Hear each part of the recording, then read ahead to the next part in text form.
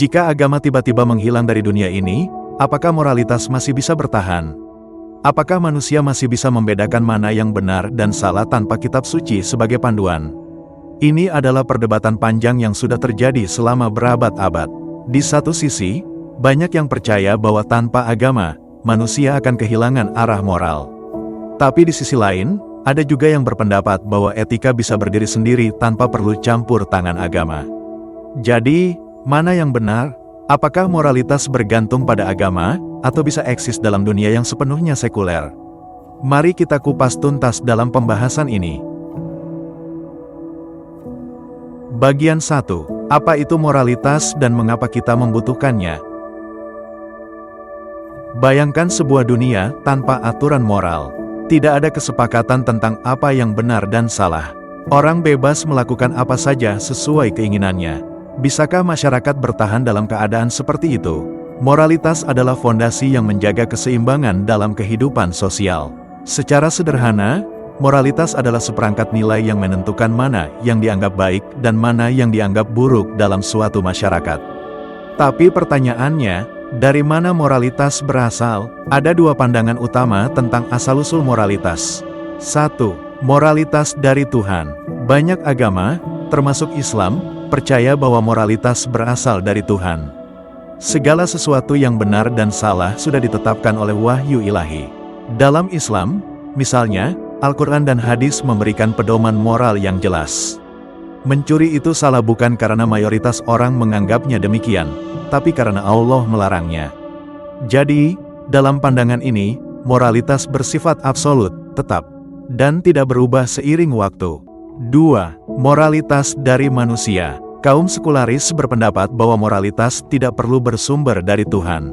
Mereka percaya bahwa manusia, melalui akal dan pengalaman, dapat membentuk aturan moral sendiri.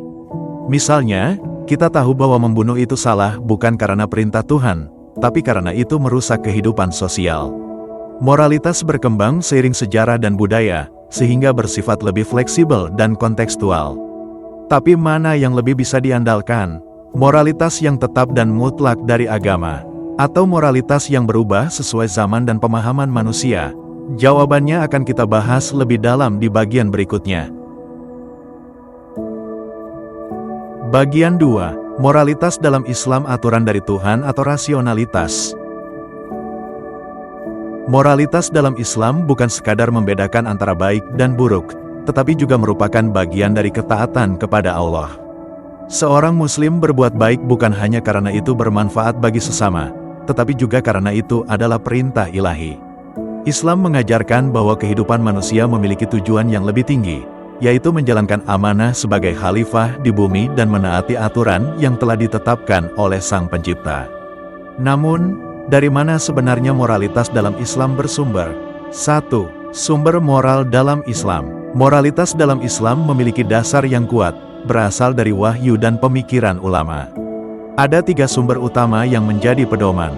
Al-Quran sebagai kitab suci utama dalam Islam. Al-Quran memberikan prinsip moral yang jelas. Segala sesuatu yang diperintahkan atau dilarang di dalamnya diyakini sebagai aturan yang berasal langsung dari Allah. Misalnya, larangan mencuri terdapat dalam surah Al-Maidah ayat 38, yang menunjukkan bahwa tindakan tersebut bukan hanya merugikan orang lain, tetapi juga melanggar hukum Tuhan. Hadis, perkataan dan perbuatan Nabi Muhammad menjadi contoh nyata bagaimana moralitas diterapkan dalam kehidupan sehari-hari.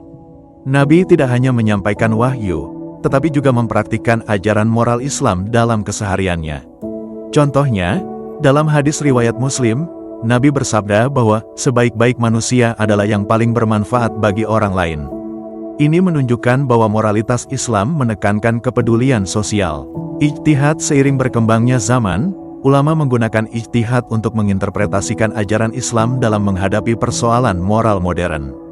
Misalnya, isu-isu seperti bioetika, ekonomi syariah, atau kecerdasan buatan tidak secara eksplisit disebutkan dalam Al-Quran atau hadis, tetapi prinsip-prinsip dasarnya tetap dapat ditemukan melalui ijtihad para ulama. Karena bersumber dari wahyu, moralitas Islam bersifat objektif, memiliki standar yang tetap dan tidak berubah. Perbuatan baik tetap baik, dan perbuatan buruk tetap buruk, terlepas dari opini mayoritas atau perubahan budaya.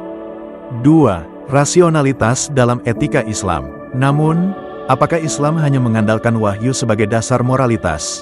Tidak, Islam juga menghargai akal sebagai alat untuk memahami dan menafsirkan hukum moral.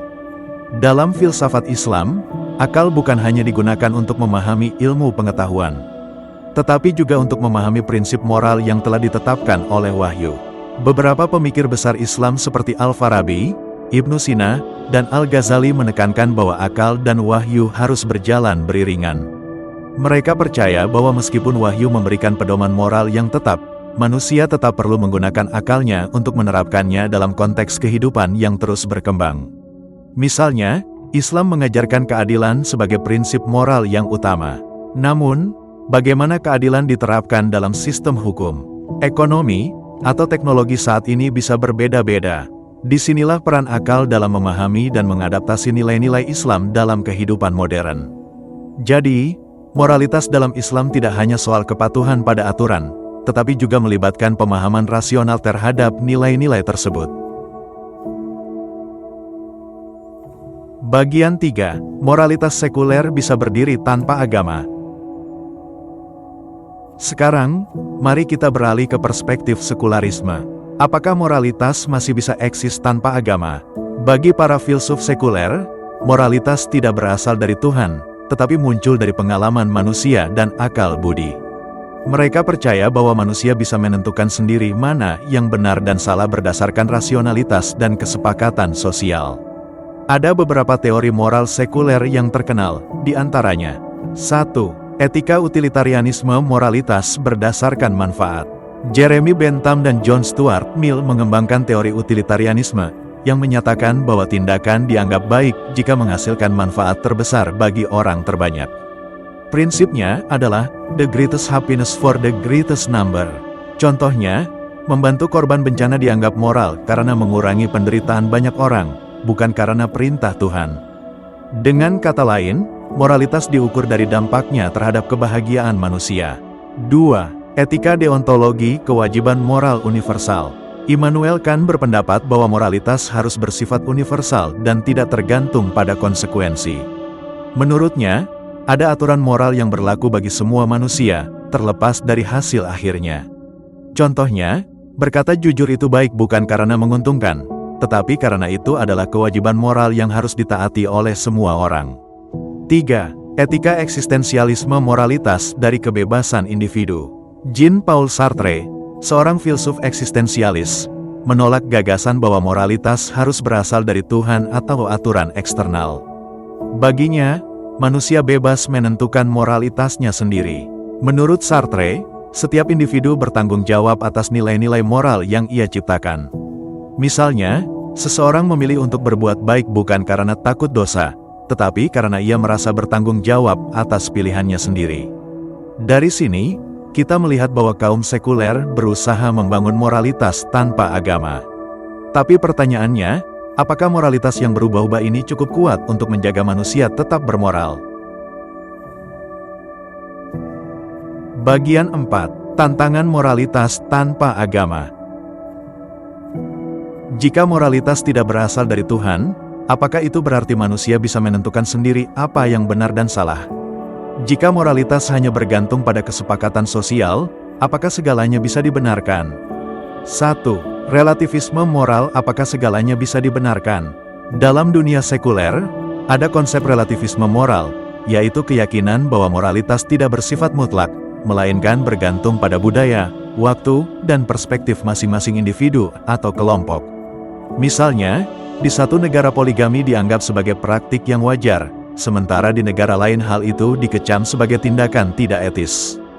Hukuman mati pun memiliki status yang berbeda, ada yang menganggapnya sebagai bentuk keadilan, sementara yang lain menilainya sebagai tindakan barbar. Masalahnya, jika tidak ada standar moral yang tetap, bagaimana kita bisa menentukan bahwa suatu tindakan benar atau salah? Jika moralitas hanya berdasarkan mayoritas, bagaimana jika mayoritas suatu masyarakat membenarkan perbudakan atau genosida?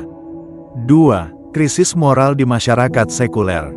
Beberapa pihak berpendapat bahwa masyarakat sekuler lebih rentan mengalami krisis moral, seperti meningkatnya individualisme, melemahnya rasa empati, dan hilangnya komitmen terhadap nilai-nilai sosial. Tanpa keyakinan akan pahala dan hukuman dari Tuhan, apakah manusia masih memiliki alasan kuat untuk tetap berbuat baik saat tidak ada yang mengawasi? Tentu, ini bukan berarti semua orang sekuler tidak bermoral.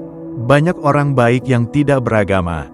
Namun, tantangannya adalah bagaimana menjaga moralitas tetap stabil tanpa adanya standar yang jelas dan tetap. Bagian 5. Apakah moralitas tanpa agama mungkin? Setelah membahas kedua perspektif, kita bisa menarik beberapa kesimpulan menarik. Moralitas dalam Islam bersumber dari Tuhan, tetapi juga melibatkan akal dalam memahami aturan moral. Sementara itu, moralitas sekuler mencoba berdiri sendiri tanpa agama, namun menghadapi tantangan dalam menentukan standar yang tetap. Tanpa agama, moralitas berisiko menjadi relatif, berubah-ubah sesuai dengan budaya, zaman, atau mayoritas yang berkuasa. Ini bisa menjadi pedang bermata dua, di satu sisi memberi fleksibilitas. Di sisi lain menciptakan ketidakpastian moral. Apa yang dianggap benar hari ini bisa jadi salah besok. Namun, di sisi lain, banyak orang tetap hidup bermoral meskipun mereka tidak beragama. Ini menunjukkan bahwa manusia memiliki kapasitas etis bawaan, mungkin karena dorongan empati, pengalaman sosial, atau kesepakatan kolektif. Jadi, apakah moralitas bisa eksis tanpa agama? Jawabannya tergantung perspektif kita. Bagi orang beriman, agama adalah fondasi moralitas yang kokoh. Sedangkan bagi kaum sekuler, moralitas bisa dibangun melalui rasionalitas dan pengalaman manusia. Pada akhirnya, yang lebih penting adalah bagaimana kita menerapkan nilai-nilai moral tersebut dalam kehidupan nyata, terlepas dari sumbernya. Perdebatan ini tidak akan pernah berakhir, karena ini menyangkut cara kita memandang dunia. Yang jelas, kita semua ingin hidup dalam masyarakat yang bermoral, entah dengan dasar agama atau tanpa agama. Lalu, bagaimana menurut kalian? Apakah moralitas harus selalu bergantung pada agama, atau bisa berkembang secara independen? Tulis pendapatnya di kolom komentar. Jika kalian suka dengan topik filsafat dan moralitas seperti ini, jangan lupa like, share, dan subscribe. Sampai jumpa di konten berikutnya.